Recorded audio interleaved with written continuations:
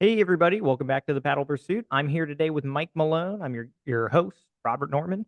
And Mike Malone is the person that was the tipping point to getting me to do this podcast. So it felt only right to make him get into the hot seat, answer some questions, tell us about himself. Mike is a big part of the paddling community, widely known in the ultra racing field, more so, right? So if you do the MR340, the Alamo 650, you know about Salli ODonnell, and you have to know about Mike Malone.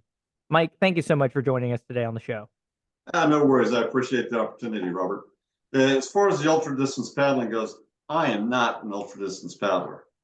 Um, Isn't it great, like not doing the thing that you're kind of like hand in hand go along with, which is I think a great dichotomy of uh, we actually, Sally and I both started off paddling, and our first race was a 90-mile race, and that's back when I used to paddle distance.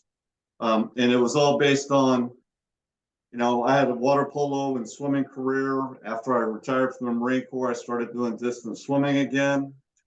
Couldn't follow the black line anymore. Sally had back surgery. She couldn't do her ultra marathons anymore. We sat on the couch for about 30 days looking at what we're going to watch on TV next day. And we just looked at each other. What the hell are we doing? Got on a computer, found a thing called the Water Tribe. And so we did started off our first paddle. We bought our boats in April.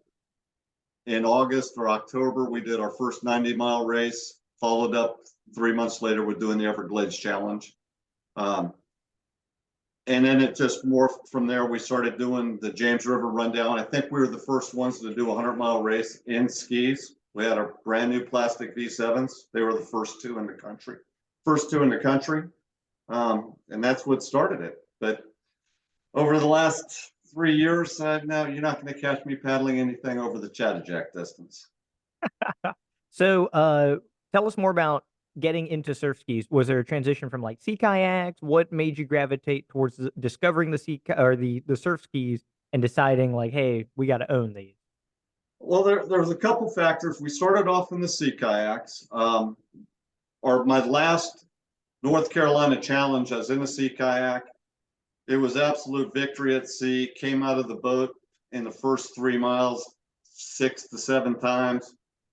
And because of the gear we had to wear with PFDs, you had to have a knife and all of that stuff. I actually ripped the cockpit coaming off of my boat. Ended up finishing the race, and then just like, there's just way too much involved in the sea kayaking thing because you have to have an extra paddle, you have to have a pump, you have to have a spray skirt. I'm a lazy son of a bitch. Looked for the next thing out there, surf ski. Doesn't get any simpler. There's definitely a beauty in minimalism. And I think that's one of the things that people gravitate towards in surf ski. Stand-up paddle boards, another one. You need the boat, the board, a paddle, and you can just go out. And sea kayak is its own kind of entity. And I feel like people like the idea of being over prepared, and like the ritual of getting all your stuff ready is part of sea kayaking. And if you're an avid paddler, that's just time that you're not on the water, right? But sea kayakers, like I said, I feel like they love making sure they have every tool for every situation. Even if they never use it, it's there for them. For the folks who do the unsupported expedition kind of stuff, absolutely. And I think that's where a lot of that is bore out. And they transition into races like the Everglades Challenge, non-supported race. You see a lot of them in the MR340, the Alabama 650. Not so much the water, not so much the water safari. They're canoe centric pretty much. Um, but they do love their gear. I personally paddle in the boat's it. From where we live, I throw my ski on top of the car, and then with 5 minutes, I'm actually on the water. Plus, they're so much lighter. I mean, you're not going to find too many sea kayaks out there that are under 30 pounds at the lightest. When you first got into surf ski, tell us about getting the surf ski. Was there a community around you that you were immediately able to integrate with? Were you kind of isolated from the next group? What was it like getting into the surf ski and the surf ski community? Absolutely. We were up in the Virginia Beach area. absolutely blessed. There was a dealer up there, Stellar Centric. You had the Mid Atlantic Paddling Association group. And I would say, they were a little bit canoe centric, but you had, 5 to 6 folks who paddled skis. One of the guys, Nick Miller, who was an aspiring Paralympic paddler, paddled the ski, and absolute inspiration. Here you have a guy who has, an above the knee amputation, and that guy was fast. Now he spends his time training dogs and hunting in Montana, um, but it was just the simplicity of it and the fact that, yeah, there were 5 to 6 people that we would routinely go out and paddle with, 2 or 3 times a week. What is what is the fascination and the draw um for ultra long distance racing? The majority of people that listen to this podcast are mostly mid distance racers. Even a Chattajack is still not an ultra long distance race, right? What is According to kind of the Sally, allure? Sally, Chattajack's a sprint. So what's kind of the psychology of pivoting from a lot of people, Chattajack is the longest thing they will ever do, right? And then pivoting where that's like a warm up for something that is like 90 miles, right? What goes into that thought process? Well, the 90 mile, when we first started, it was, based off of Sally's background, the ultra distance stuff. And, I was just like an idiot. So sure, let's sign us up. Let's do it. Um, but I think there is a fair amount of preparation. It's not just throwing the boat in the water and racing, or paddling. You have to start planning out, what your nutrition plan is going to be. What are you going to, what are your rest cycles going to be, especially when you're talking about the Alabama 650. So there's that type of planning. There's route planning that goes into it. And depending on the race, the conditions are really diverse. And I think that really draws a few folks too. Getting into the Alabama 650, you're talking about anywhere from wide open rivers that basically the first part of the race is nothing more than a series of lakes because it's all dam controlled. You have a section where you actually have 6 miles worth of white water. Then you get back into some more of the rural stuff where it's the marshlands. And then you have the Mobile Bay crossing, which can be, once again, and it has been most all 5 years for Sally, victory at sea, where you're actually, now you're contending with downwinders, side chop, everything. So it's the diversity of the type of paddling which I think draws people.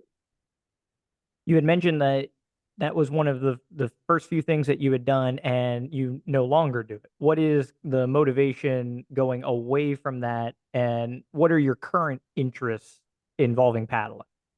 I think for a lot of it, for me doing the ultra distance stuff, my biggest issue is I get bored, kind of like the squirrel, like, okay, what's next? That I love to eat way too much. So it's just, and that was my excuse. But one of the things in reality is Sally has become such a dominant force in the ultra paddling community. And for me, being her coach and everything, I don't want to do those races because I don't trust anyone else to be her ground crew. And there's some other things that go along with that. And it's just such a joy to watch her. She is that, someone asked, what is it like to watch her on the water? It's absolute poetry in motion, the way she paddles. So that's probably one of the biggest reasons that I don't do it, is because I like being her coach way too much. And I know we're going to segue into that, but one of the things that being her ground crew, that she has an advantage over a lot of other people, because a lot of these races, it's a real commitment to find a ground crew. Let's say for the Alabama 650, you have 10 days to finish it. Her fastest is 4 days and 22 hours. She has the overall solo record, both men and women. But for a ground crew, it's a minimum of an 8 to 10 day commitment. And so that's tough. So you're getting these ad hoc teams that come in and support you. I'm always there for, and I can tell, since I paddle with her a lot and being able to coach, if something's going wrong, I can immediately say, okay, I see your stroke is, you're doing something wrong with your stroke. Let's reset. I want you to do a couple drills to get back in your correct rhythm. I can monitor what she eats and how she eats. Hey, you're not drinking enough of your infinite, and that's what her primary nutrition is. You need to start drinking more. Okay, your stomach's not feeling good. Let's try eating this. And so I know her well enough where I can make those changes. And a lot of paddlers don't have that advantage. And can you do it? Absolutely. It's just like, for instance, if Christina were going to decide to go the ultra distance, you would be a great ground crew for her because you know her so well. Yeah, I can agree. Whenever I talked about paddling 24 hours, it was always in the sense of it's a team effort. Like there's one person physically doing, right? But there is an entire pit crew and their success is the athlete's success, right? So that's one of the makes that memory so nice for me is every lap, right? My father was there, right? Hey, you got a drink. Hey, take the food, right? Next lap, right? 38 laps. Every single lap, the dude was awake, gave me the thing because he knew the game plan because we had articulated it from the beginning. So it can't be understated when you look at ultra distance athletes, it is very seldom a solo endeavor. And if it is, they're not as successful as they could be because the team that they're with, that's the thing that makes the magic really happen. And that's absolutely correct. But you can't take anything away from the paddlers. Especially when it comes to Salli. Yeah, I'm her coach. I know how to do this, but her meticulous planning pre-race is absolutely phenomenal. The stuff that's the details that I'm just horrible at. I'll just wing it. I mean, our first Everglades challenge. She has her GPS. She has her route. She has everything set up. And our intentions were we were going to just paddle our own race. We weren't going to paddle together. And she looked at me and goes, "Well, Mike, where's your maps? Where's your GPS?" I said, "Well, I got a GPS. I'll figure out where I am." "Well, what's your plan?" "Oh, I'll just follow someone." And that was my plan. And we ended up finishing up together, and that was really cool. But it's for someone getting into the ultra distances, you have your team to support you, but you also have to give your team what the plan is and talk to them what the plan is. And it's incumbent upon the paddler, and like I said, what she does so well is her meticulous planning. I mean, I have a sheet that tells me, okay, at this mile, this is when I expect to come in.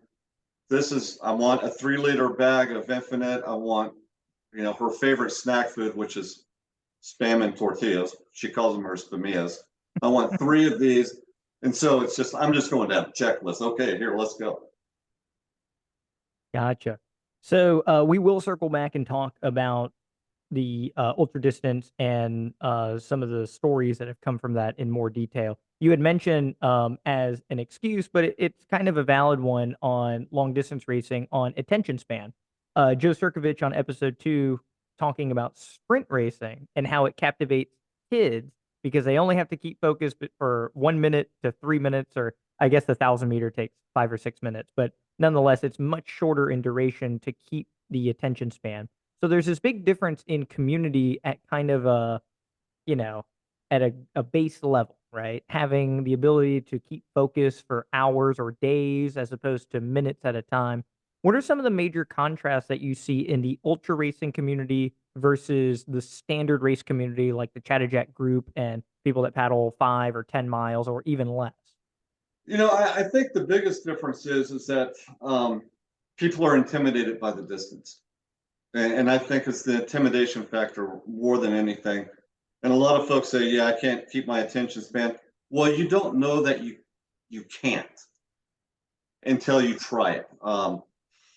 And like I said, I think it's a little intimidating for a lot of folks. And plus, it's a huge commitment in time. You know, when you're talking about training, all of us can basically paddle once or twice a week. And can we go do a 12-mile race? Oh, absolutely. Because if I were just to focus on 1 to 2 days a week, all I'm going to do at that point in time is I'm going to be on the water for an hour, just doing nothing but drills and working on technique. Because an efficient technique will get you through anything, to include ultra distances. For instance, going back to Salli, she very rarely will do a workout that's over 16 miles. Most of the time, we always start up with a warm up with doing drills. She does whatever we plan on her doing for the rest of it, and then she concludes with drills. So we're just hyper focused on technique. Um, and that's a mental issue all into itself. But it's no different than what Joe has to do for 1,000-meter sprint. You have to really focus on that technique, and it's not as hard of a transition as people are intimidated by. And you just have to make the commitment and say, let's do it and try it. Because we've seen some of the crossovers. Greg Barton, granted he hasn't done really ultra distance things, but here you have a guy who's a 2-time gold medalist in the 1,000 meters. He also has done the Molokai. He completely kicked everyone's butt in the Chattajack. So he has an idea of how to transition from 1,000 meters to up to 32 miles. Could someone like Greg Barton do, any of these long races? Absolutely. It's just a matter of getting in the right headspace and focusing on putting together a game plan. And once again, for the majority of the people, I think it's an absolute, it's intimidating. It's a headspace thing. And we look at 2 years ago, we put our Hobie Fiesta on the water for the MR 340.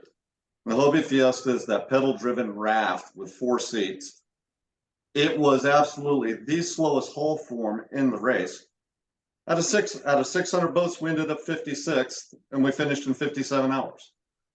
And the key is just getting in the right headspace. Our total bank time was under 5 minutes.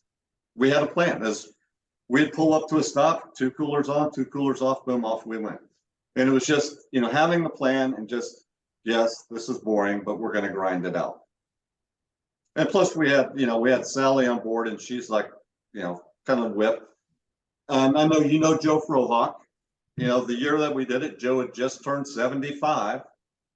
And and Joe's done a lot of the ultra distance paddling races. Joe's first paddling race was the James River Rundown, 100 miles. So like I said, don't be intimidated, get in the right headspace, and you can do it. Yeah, I think that's one of the things on the podcast that we're trying to promote is getting people to have the courage to do a lot of things, right? Starting a group, right? Starting an organization, looking at these long distance races. One of my big motivations paddling 24 hours is taking, like you said, race efficiency into the ultra long distance, because the ultra long distance community currently is dominated by people that have a lot of willpower, but not a lot of technical application. So they're able to make up for not being technically savvy with willpower, right? And when you can bring both to the table, it's you can't contest it, right? Because the technique is the thing that gets you through. So if you're powering that with the same mental drive, the same game plans, you can crush people that are just trying to grit their teeth, because we're all gritting our teeth, right? But if you're able to be way more efficient, your calorie expenditure is way lower, you're going to win every time, right? And so it's And nice seeing these ideas come to the ultra long distance. Yeah, and when you look at that, let's go back to the Alabama 650. The 2 male paddlers who have had the most success recently, Trey Reeves hasn't been paddling all that long. From what I understand, he's one of the endurance runners doing that kind of weird stuff. So he understood what it meant to be out there for a long time. And of course, the other one, Bobby Johnson. Trey Reeves' technique is not the best in the world as far as efficiency in paddling. Great guy, great paddler. Is his efficiency, let's say, is he as efficient of a paddler as Salli? Absolutely not. But he's got the headspace, and obviously so does Bobby. And so it becomes do you need to be the best paddler out there? No, you just have to have the mental tenacity and commit. Yeah, and a lot of the mid-distance racers, like, it's very optimized. So, like you said, like, making a Greg Barton convinced that he can paddle for that duration, oh my god, right? If he can get in the mental headspace. And that's where many athletes have the potential to be an ultra distance, like, phenom superstar, but they don't have that that willpower and that courage to kind of go for it, right? So that's again, if you're listening to the podcast, Joe Sirkovich, it's time. Like go paddle, go paddle for Yeah, and 7 straight days. the interesting thing about that, especially when we're talking ultra distance, females are so much more successful than men. Last year during the Texas Water Safari, 27 male solos started the safari. 9 finished. 6 women started the safari. 6 finished. Nice. And That's a actually, great 2 of the statistic. women, Salli was the first overall solo finisher, and Cindy Wilsdorf was the 3rd overall solo finisher. So, and I attribute it to a couple things. Number one, women are so much more mentally tougher than we are. Sorry, guys, it's just a fact. It's why I wear pink. I accept my fate. Um, they're just they just are in a better mental headspace. That and they don't have egos. And when I refer to the ego is that they have the ability to paddle within themselves. They're not trying to chase someone down. They're not trying to stay ahead of someone. They understand what their pace is and they stay within that. I've seen so many guys that paddled beyond themselves in an ultra distance race absolutely blow themselves up and they're done.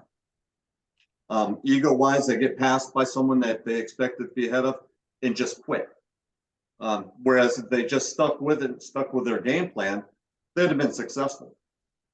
The female Chatterjack winner, Amy Keener, who's episode 4, her closing thoughts about having grit and paddling hard. That was her number one, like her tip to give away to people was do your game plan.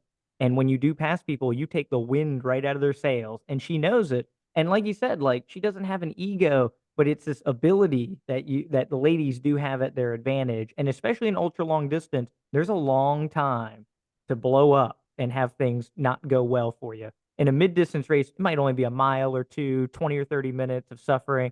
In ultra, man, you could have days of not bouncing back, 12 hours. That's a long time for somebody to come through and like you said, crush your ego. If And, that's your motivation, it's also the thing that's going to tear you down. and this year at the Alabama 650, Bobby Johnson was a perfect example of that. Started off his first 2 days, it was just a sufferfest for him. Bobby's usually right up there in front. He was at one point, I would say 8 to 9 hours behind Salli and Trey. They had passed him. They had just gapped the hell out of him. Bobby ended up beating Salli by 30 minutes. Just because it's that wave. He got to a point and is attributed to a couple things. He wasn't paddling well like he thought he was. And during the 650, if you get on the backside of a dam, he caught a dam release, which means so he's getting pushed by all that water while they're up in front, not.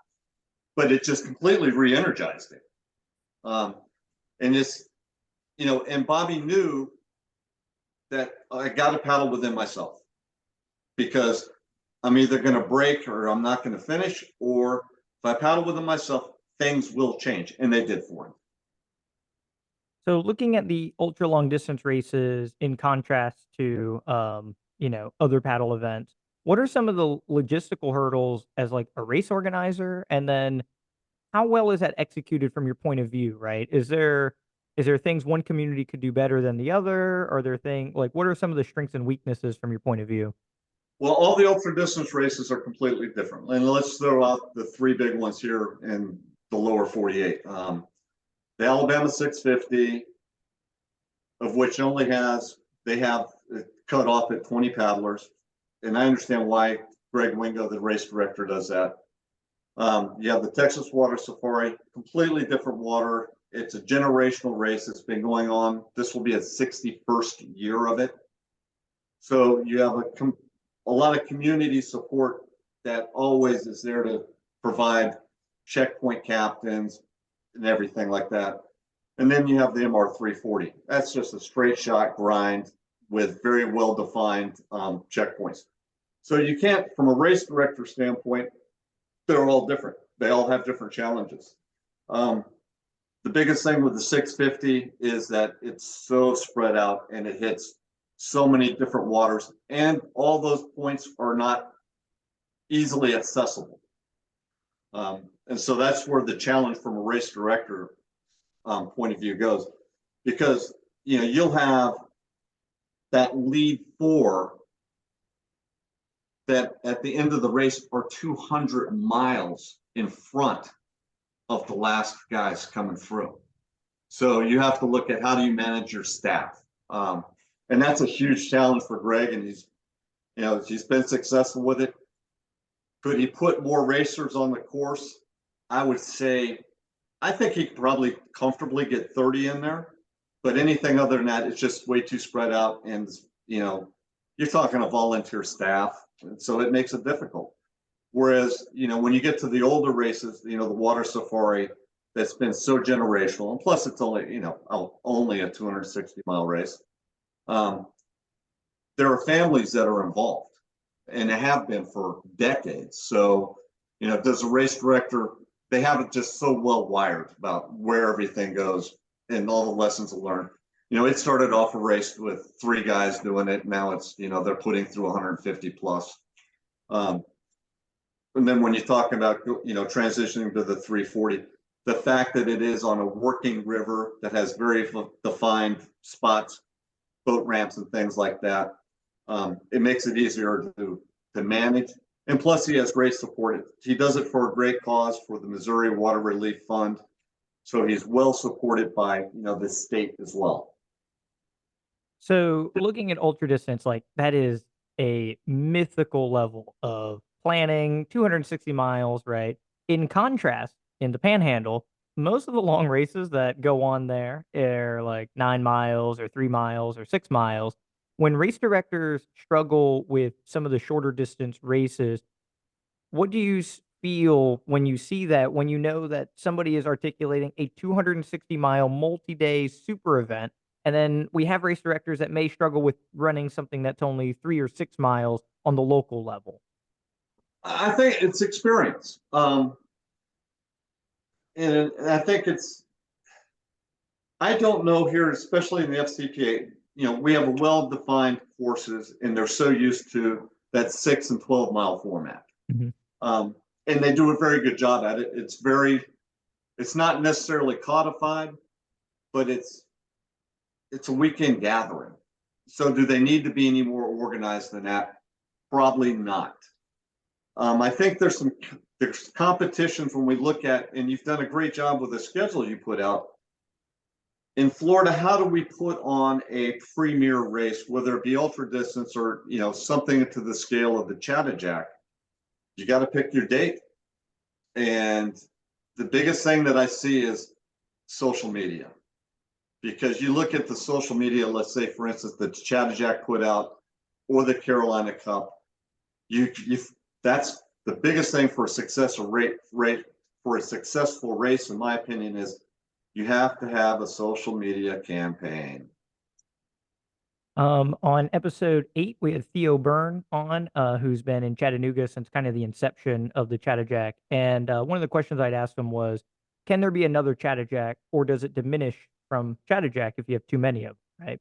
And his point was the shark bite in Florida was the antithesis to the Chattajack. It's a season kickoff. It's summer, beachy Florida. It's a shorter distance, right? So people just starting their season, 8 miles may not be so intimidating like 32 miles and so on. So having that antithesis race is something that can kind of branch off and kind of explode things. But to your point of Carolina Cup, I want to talk about Carolina Cup. So Carolina Cup started as a sub event, and it has lost a majority of its participation across the board. If you look at Carolina Cup last year and the year before, it is a distinct drop off each year, and primarily because there's less sit down racers that attend. There's less surf skis and less OCs than ever, right? What do you feel attributes to the changing climate for some of these race organizers and races that used to be the marquee event, and then they slowly diminish over time? I think, when you look at the Carolina Cup, the only thing that I can really attribute it, I went to school at University of North Carolina, Wilmington. I grew up, that's where I spent college. I know that water, extremely familiar with it. In fact, last spring I went there and I just did I did the course just for the fun of it. Um, that race can be actually pretty damn intimidating, especially when you're talking about two of the inlets that you have to go through. And I think we don't do enough open water races here in the US. So I think there's a huge intimidation factor to that.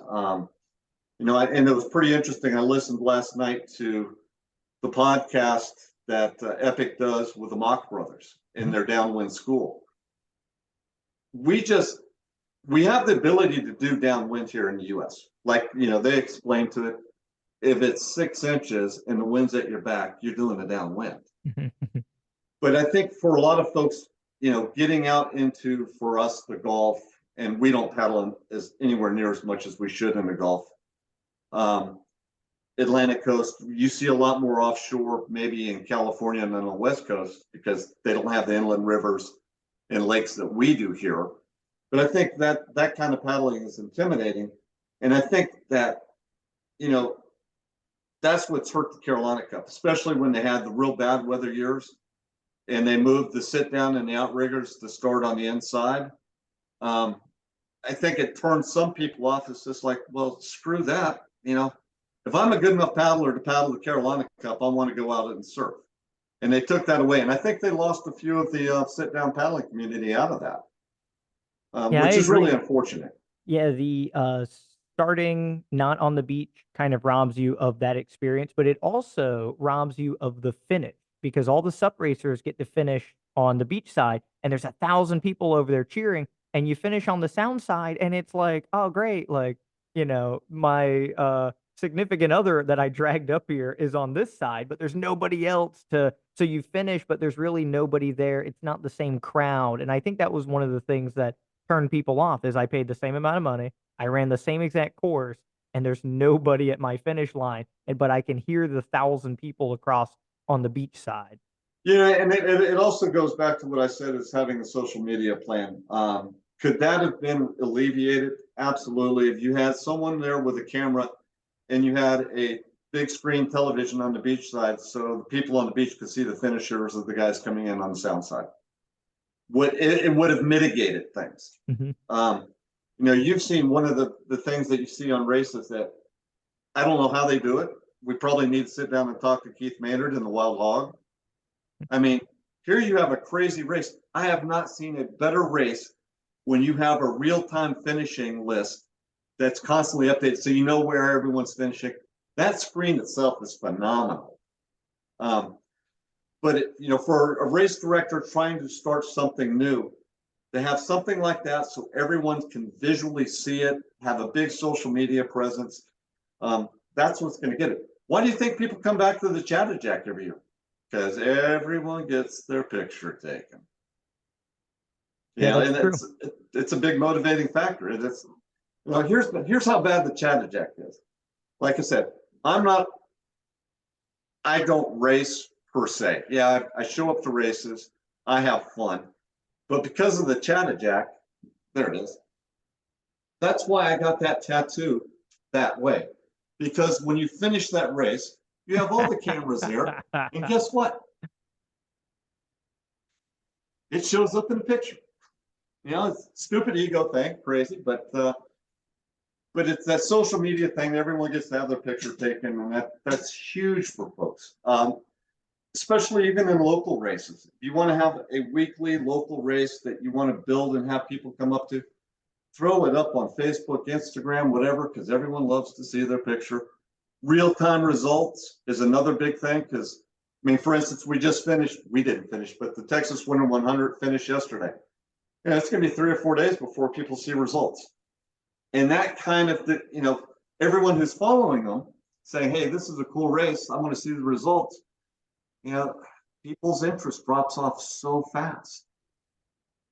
Yeah, So, I agree. Those are all excellent points. Is taking photos and the real time results. So the Wild Hog is in Levy County, Florida. So if you're at home, Google Levy County because I think the population's like 20,000. The only town there is like Bronson, and I think Cedar Key is part of Levy County. and it is down the most treacherous backwater, shallow river. There's no population, no houses, no nothing. So when a tree falls 20 years ago, it's still there today because it never gets cleared out.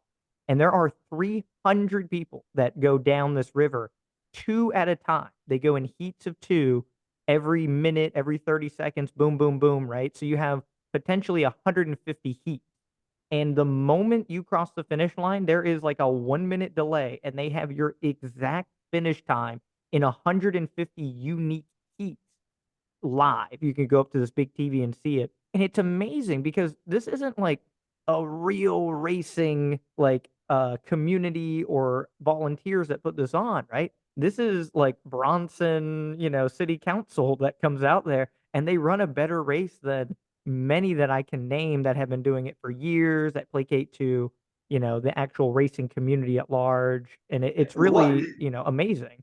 Wild Hog has been going on for a long time, Hmm. but you know, been to races all around the country. Wild Hog is absolutely my favorite race, and I will say it is the best run race of any of them that I have been to. Yeah, and that's an amazing accolade because we're talking about a bunch of very well run races, even contending with a Chattajack. That is a very well run race. And for something like Wild Hog in the middle of nowhere to rival that is really amazing. So having the pictures, real time events, or real time results, definitely motivating. And I definitely think that's a staple. Like if you're running races, if you can get your results up in the first 24 hours, there's like so many people that appreciate that and get excited for it. If they got to They wait three want or to four come back. days, yeah. Yeah, and it's what brings people back as well. So when we're looking at some of these really big events, right? Um, Creating the antithesis to Chattajack, what is your opinion about Shark Bite? Should we try to bring that back? Have you attended the Shark Bite in the past? I have. How I don't want to recreate anything that's already been there. It failed for a reason. An 8 mile race that draws that many people in, the course it gets a little. I won't say it gets boring. So it's just like, okay, been there, done that. I'm not coming back. The Chattajack has some unique stuff. The weather's always different, just the time of year they do it, and plus the party they put on as well. Um, and I want you to think about this concept for a race. We know what the last paddler standing is. And for everyone, that's a sup race that you have a 3 mile plus mile loop that you do every hour. If you finish, 40 minutes, you get 20-minute rest, then you're back out on water next hour. And it goes until however long. Now, I've talked to Greg Wingo's, and everyone is, why don't we do this as a kayak race? Well, we can't do it. It's, be too long. Think about this concept. You do a 3 mile loop. You have 30 people. Number 30th to cross the finish line, you're out. And it's continuous. If the lead guy laps someone, whoever he laps is out. Last guy out. And you just do it until it's two guys left at a freaking 3 mile sprint at the end. You have 30 people, the race probably would go 20 hours. So now you're hitting the distance, and if you do it in a contained area that has like the last paddler standing with all the live stream video, all the commentary, in my opinion, that race would be huge. Yeah, that's a great concept. So every lap, and then you could do the same format. You have every hour, right? They finish the lap, and then they start on the top of the next hour. No, it's Just continue it. continuous. Gotcha. Continuous. So that way, Gotcha. it's so many different strategies come into play. Does a guy like Joe Sturkovich say, I'm going to hammer it. I'm going to pass as many people as I can to get them out. But what happens if he doesn't get them all out? And I had to talk with Scott Cummins. You know how fast he has to average behind the last guy to actually it'll take him at least 6 laps before he could actually lap someone. And Right. what conditions are going to be at the end. So the strategy involved in that race would be phenomenal.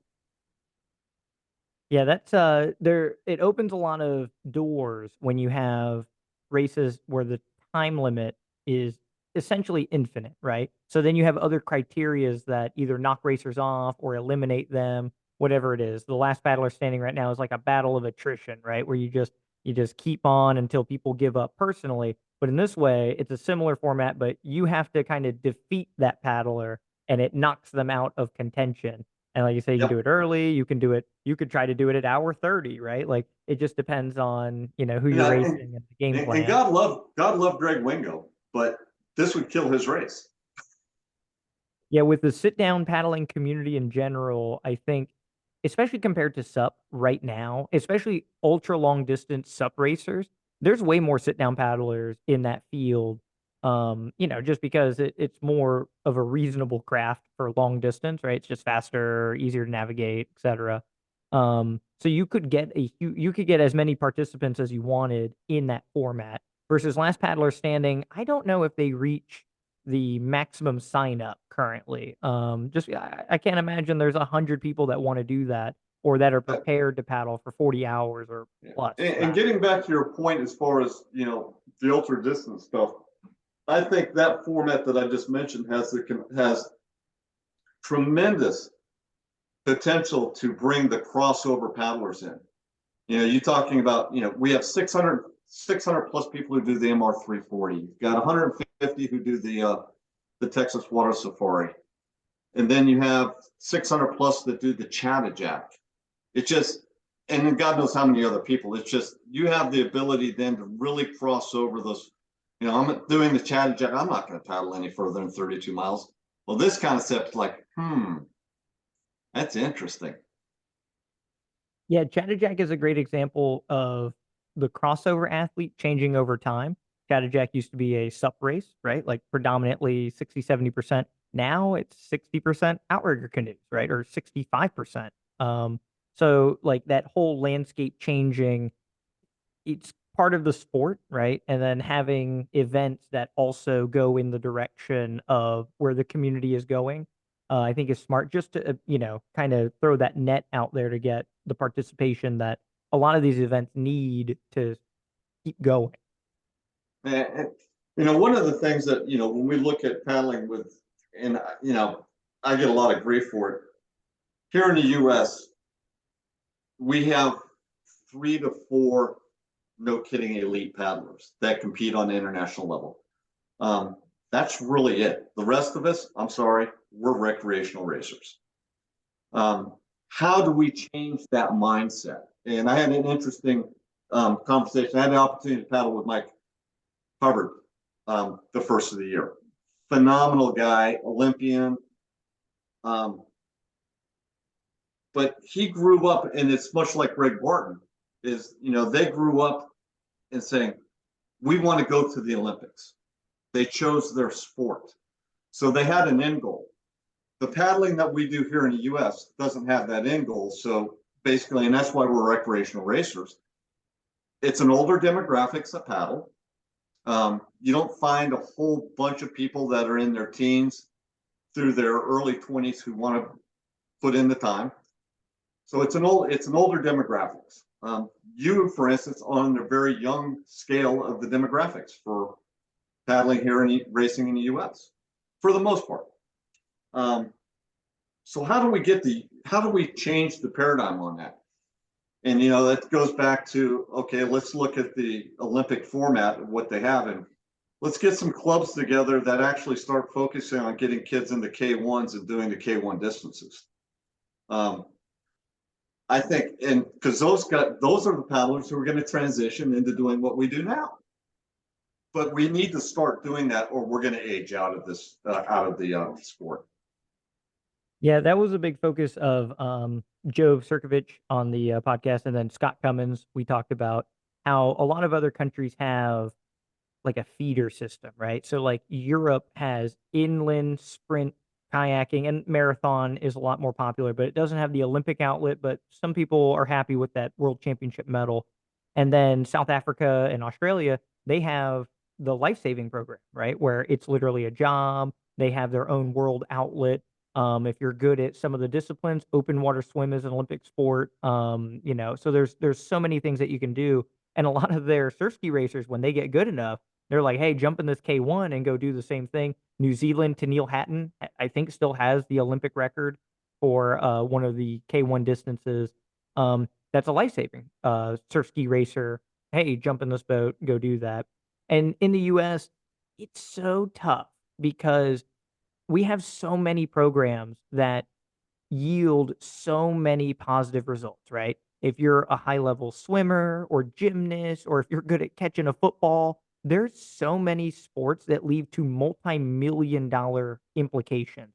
And kayak, it's broke, right? Like if you're a gold medalist, you don't get much. Nevin Harrison, does she have Nike sponsor deals for $8 million per year? It's not the same accolades as some of these other sports, and it's just kind of spiraled into a position where it's not fruitful. If you can be a K1 Olympic champion, you can probably be an Olympic champion in something else with the similar amount of applications, but there's so much more reward, right? So it's hard convincing a young person or a family of a young person with a lot of potential to pursue this to an end outside of a personal passion. When you remove that personal passion, you look at it like a business, right? It's a hard sell for a lot of people.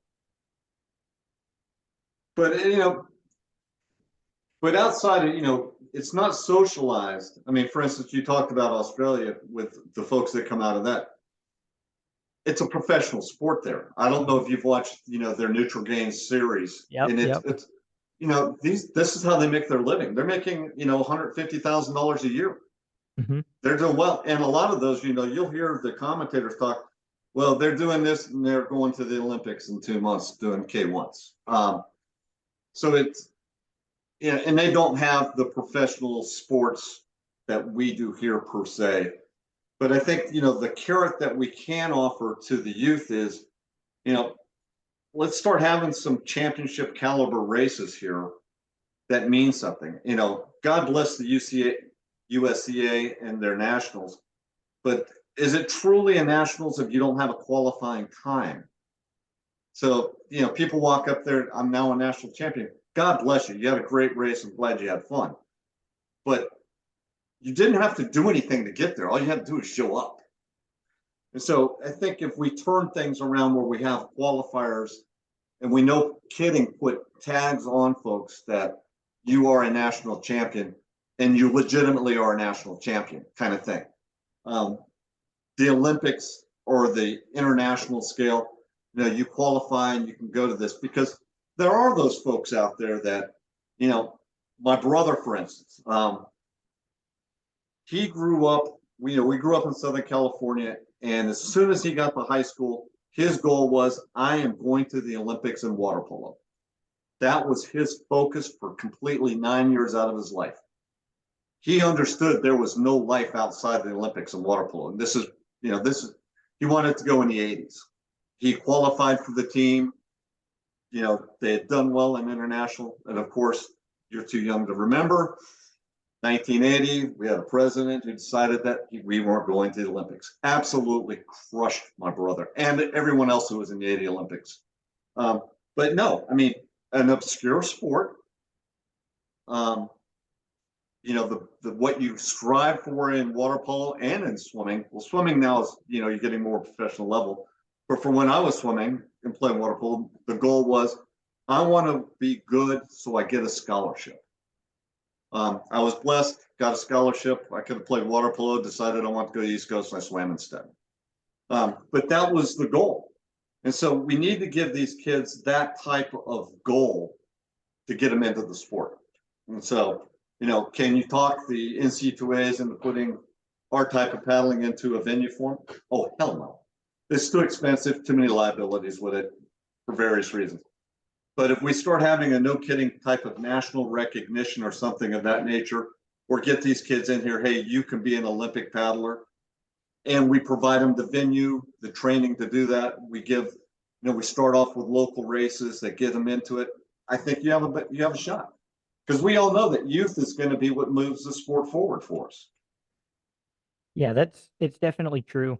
I've the collegiate outlet is the other aspect where other sports like rowing, for example, have that again, making it a hard sale for families. The the clubs, me and Scott talked about it a lot, where there's like 6 clubs in the US. So the equipment barrier now becomes the tough part. Joe mentioned it as you have to win the geographical lottery where you're born near an area that gives you the access to these boats. So you can be in North Dakota and like, man, I want to be a kayaking world champion. Are there K1s in North Dakota, right? Like, who's the nearest K1 dealer that you can get a small boat or, a teenager-sized boat shipped to them? They get in it, they fall out, they need a coach, right? They need a body of water to paddle on. So, like you said, there's a lot of infrastructure that when it's not there, it's so difficult to figure out how the hell can we, like, make that versus when you look at Europe, they have K1 clubs everywhere. Any They body do. of water has 50 of those K1s. They might be old and beat in some barn in Spain on just some random little 1,000-meter body of water. But God, they produce champions because they have all this infrastructure everywhere. In the US, we just do not have it. Like there are some places where there's too many boats, and then there's other places where people don't even know what you're talking about when you mention this, spacecraft Yeah, kayak. but that in itself, let's say the North Dakota, let's say I'm a parent up there and my kid has an aptitude. And once again, it also comes to resources. Um, and I'll probably get a lot of flack for this as well. You don't find too many Olympians that don't come from a family with resources. That's true. That's very true. I And mean, if you don't agree with it's that, the that's brutal, that's a hard fact. truth. Yeah, that's a fact. And for instance, growing up in Southern California, there was a very successful club in Mission Viejo, which is, close to Laguna, that was coached by a guy named Mark Schubert, and it was Mission Viejo Nadadores. Produced a ton of world champions and Olympians through his swim program. Families would move or send their kids to live with surrogate parents in Mission Viejo just so they could swim under Mark. So if you have that kind of club or coach that a family has the resources and they think that their kid had the potential to be a world champion, hell yeah, they're going to move them there because hey, this is what my kid wants. Yep. And of course you don't build that overnight by any stretch of the imagination, but you've got to start with, for instance, your club. Let's think about putting together a 1,000-meter up to a 5,000-meter K1 race, and let's get the kids in it, and let's start building it because once kids are as bad as me, I don't have attention span. Now 1,000 meters, that's as far as I want to go. I'm done. I'm 2 minutes. I'm done. I'm going however long. But once again, we know that you'll have kids that have an aptitude for paddling. You'll have kids that, yes, these sprint races is what my forte is. But then you start putting the workouts where they're going 5 to 10K, and you're going to find out that kids are going to separate because that suits their body type, their mentality, their aptitude better. So that's one thing that you can do. And you and I have had this discussion about the barriers to entry, and that's to finding boats to paddle. It's very tough here in the U.S. Because and you're not going to buy a new boat that's going to cost that's quote competitive to everyone's standards for under $4,000. That's one of the things that we do in 10th Life. Now, Sally and I have right now 33 boats in the shed. Well, I'm just giving one away at a very reduced cost just because she's a new paddler, she wants a new boat, and she can't afford to go out and buy this. So, sorry, Epic. I now don't have any single Epics anymore for me personally. My last one, Wow. my Whoa. V8 Pro is out the window. And obviously, you now know what I'm replacing it with, and that's going to be the Vega Arc. Awesome. And that's what what I personally like to, you talk about my personal goals is I will set my personal goals as during the year something that I want to do. Last year, I wanted to do 10 miles. 10-mile varied water course, and I wanted to do it under an hour and 30 minutes. Did it 1:27. I was pretty happy. This year I've got something completely different that I'm not going to divulge because I have another boat other than the Ark coming in that I'm going to focus with. And once I get that boat, everyone will kind of clue into what I'm going to be doing. But I love to test out new boats. I love to test out new paddles. And if it doesn't work for me, I'm giving it away to someone. So, one of the things that we had talked about before starting the podcast, which this perfectly segues into, is choosing brands based on the brand's influence on the overall positive growth of the sport, right? So what are the things that you're looking for in a brand outside of the boat's shape and how you fit in it, but you judge a brand based on what they do with their community? Yeah, and none of the brands that we have, in my opinion, it's dealers support races. The dealers do. The brands do not. I mean, yeah, we have the brands that will show up at races, have their booths and everything, but are they really instrumental in putting on races?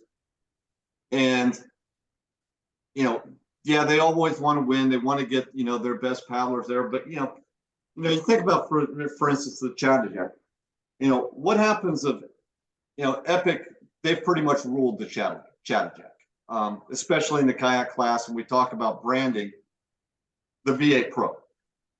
The V8 Pro, in my opinion, probably would not be as successful as it is here in the U.S. if it wasn't for the Chattanooga, because that boat just always wins that race. And of course, everyone ends up buying what boat won. For instance, I go back to Salli. 2 years ago, 3 years ago, Salli shows up with the Epic V9 in a river layup. No one really heard about it or anything. Last year, once again, 5 out of the 6 women who did the safari last year were now in the V9. Everyone picks what's successful. When she paddled the Stellar S18, S18S, it was the same thing. It's like, oh shit, that's what she's paddling. That's what I'm going to get into. What would happen if, we had some of the folks that who paddle fin, for instance, in Australia, show up and do the Chattanooga and they crush everyone by 30 minutes. What boat are people going to buy then? You'd like to see that, and you want those kind of paddlers to be accessible to everyone. You want that superstar to be accessible and talk with the crowd, because we've seen it, especially in the sub community. They finish first, but they are nowhere to be seen after that. They get their check and they leave. But it would be, to get that type of quality paddle, and that goes back to also the Carolina Cup and the Shark Bite. They were so successful because of the people they brought in to do clinics prior to the race. And that has dropped off, of which I think has hurt those races as well. But, getting back to the branding, for me, and thank God we're now seeing it with the Paddle Addict. You now have a dealer who has both the popular boats. He has Epic, he now has Stellar. So people can now make an informed choice of what they fit in the best, which is great, because normally dealers are, for instance, that's why it started off with Stellar up in Virginia Beach. It's the only boat that there was. It was just Stellar. And you made it work for you. But as soon as I got into another boat, which was my Vita Hawk, it's just like, I ain't paddling the Stellar ever again. And then I got into the Epics. And it's just, we need to find a place where people can actually try what boat fits them the best. And I think that's the most important thing is, you can't go to a dealer and a dealer tell you or berate you, oh, this is the boat you're going to have to paddle. And we've had dealers in the past that have done that. And they've berated the other brands out there. Well, the only reason you're doing that because this is the only boat you sell. And so they shoehorn someone into it. But now, you've got the Paddle Addict. You've got Jeff Snell up with Paddle Dynamics, who now has multiple boat brands, which is a wonderful thing. And that's what I mean by finding the right person to get into the boat, and finding dealers who aren't brand specific or centric, that realize that not every boat fits everyone, but I carry these that will give you the best opportunity. because all of them have their strengths and weaknesses. I mean, for instance, going to Stellar, not the most comfortable bucket in the world for me. I don't like the footboard system at all. However, if I was going to be doing races that, like the water safari and those kind of races, no other boat that I'd be in, because their multi-sport hull is the most durable hull there is here that you can get in the US, other than getting some of that weird South African stuff. Great hull. But you have to be able to talk to that, what fits a person, what they're going to do. And it's having an educated dealer who can actually assess what someone's needs are. And, and it's really a shame. And I'm sure Peter's going to do a wonderful job of picking up from where Jeff left off. But, if Jeff sold you a boat and you didn't fit in it, you brought it back, he was going to get you in the right boat. And so I think we need to see more dealers that really focus on, for instance, if I'm dealer X and this is the boat I have and you just aren't comfortable in it, let me go recommend you to this guy here and try this. Instead of that, and that's where I got with the branding and being boat centric, especially with the dealers. And it would be nice to see the dealers show up, all kind of coalesce together at an event, bring all their boats, giving it, people, let me try out a fin, let me try out a Carbonology, let me try out a Nilo, let me try out an Epic, let me try out a Stellar, so people can get an idea of what they like. And the other thing is that we've looked at is, I know people who won't buy Epic just because they think Epic's boats look boring. They either have the color is all in the nose, and then it's all white. And there are people who won't buy that boat specifically for that reason. So who knows? Yeah, I think one of the reasons on the K2N online paddle school, a lot of people like to ask about boats and stuff, and it's refreshing because, like you said, like the goal is to give people the information they need to get something that may be the one purchase that they make for their whole freaking life, right? So they might not have the opportunity to go and buy 9 different boats and kind of figure it out, right? So identifying the strengths and weaknesses of every shape, every construction, every brand. How is the bucket? What is the footwell? How long is it? How heavy is it? Does it have handles? These are all questions. And when you're motivated by a sale, it's hard not to be biased, right? Like you have Oh, it in every absolutely. field, right? Like Ford versus Chevy versus Ferrari, like they're all going to sell you on the product that they have available, and it's disingenuous to getting the person the right boat. And when you're building the community, you want to make sure that person gets the right boat because it's more important that they stick around for the long haul, because if they get the wrong boat, maybe they quit, maybe they sell it and they do some other sport, right? And so giving that resource and that information in a clear and direct, unbiased way, it has value in itself, right? If you have the ability to get somebody to the right boat, they remember that forever, right? And maybe you didn't get that sale today, but you have gained this person's trust for a lifetime. Yeah, the thing, especially when you're talking about a first boat, is if someone paddles and gets in a boat and they're going to be in that boat over a year, that's not their last boat. Mhm. They're going to get another one. I mean,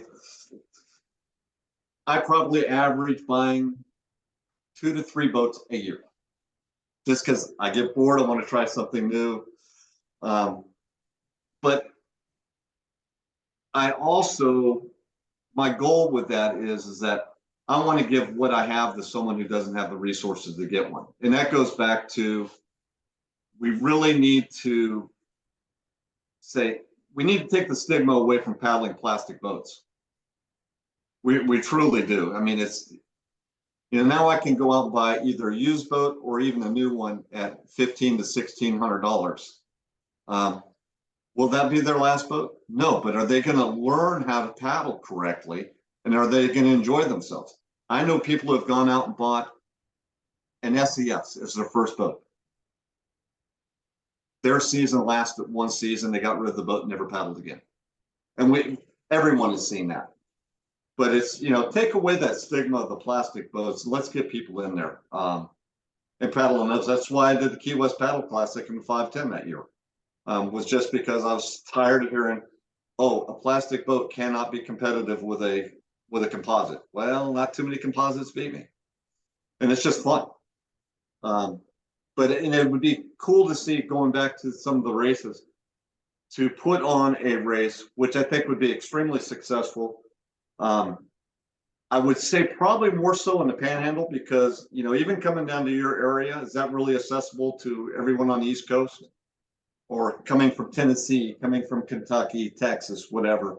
So it's finding that place that's in the middle to put on that type of race and have all the brands show up with their boats and have it a paddle fest. Because we have the Paddle Palooza that's out in the middle of East Jesus in the Midwest, which is great, but you really don't have the opportunity the time they do it in a year. We want to do it in a nice time of year at a nice place where everyone's going to enjoy being at regardless. Just having all those paddle crafts out there for people just to freaking hop in and grab. So I think we've demonstrated on the podcast today that me and Mike can talk forever about everything. And we have actually reached near our 60-minute, or I think we've gone over a little bit.